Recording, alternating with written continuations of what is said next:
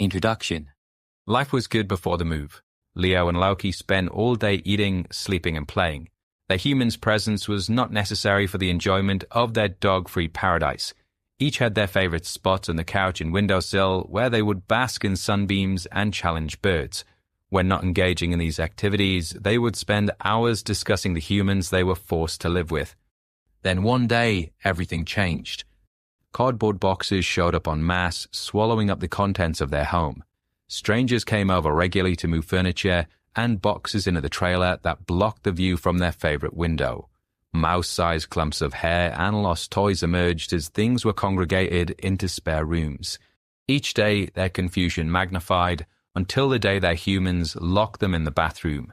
Strange voices and loud thuds drifted through the door.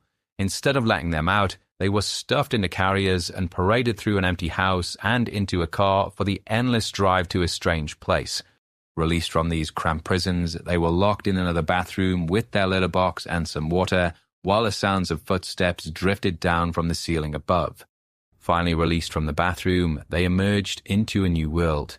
Many of the items had a familiar smell, but the house was a large alien world. Seeking sanctuary beneath their parents' bed, they did not want to emerge, even to venture downstairs to use the litter box, instead relieving themselves on a corner of the mattress on the bed above. As time passed, simple pleasures were discovered. Places to sun yourself became apparent. A new window with a different view of the world was obtained. Triangular steps provided ample room to sprawl in the late afternoon sun.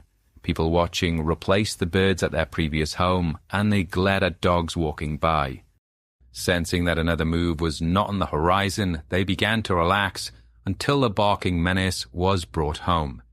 It was black, slightly bigger than they were, and never wanted to sit still. Confused at first, they avoided this invader.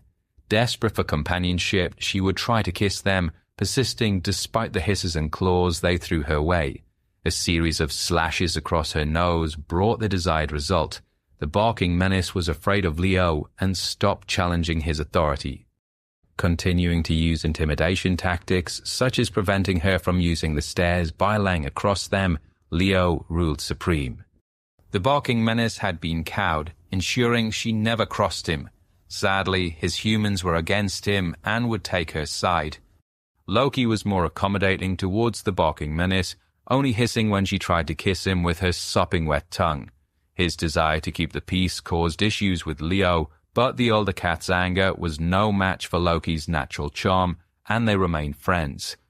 The humans also found the barking menace's energy to be uncontrollable and would take her for walks at night to wear her out. Having the opposite effect, the barking menace would return from these activities with even more energy, causing the humans to temporarily look at each other in despair, knowing that sleep would be delayed a little longer. Fortunately for everyone, the barking menace lacked stamina and would fall into a deep sleep under the coffee table after burning through her energy reserves. Pushing her shoulder to confirm she was not faking, the cats breathed sighs of relief.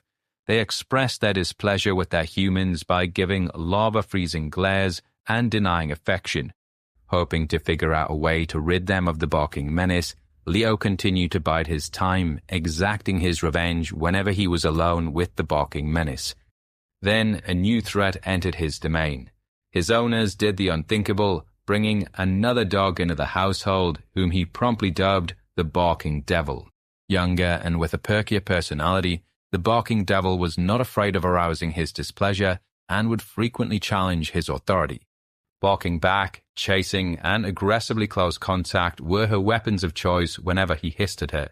She would also stand up for the barking menace, causing her to become less afraid of the alpha cat.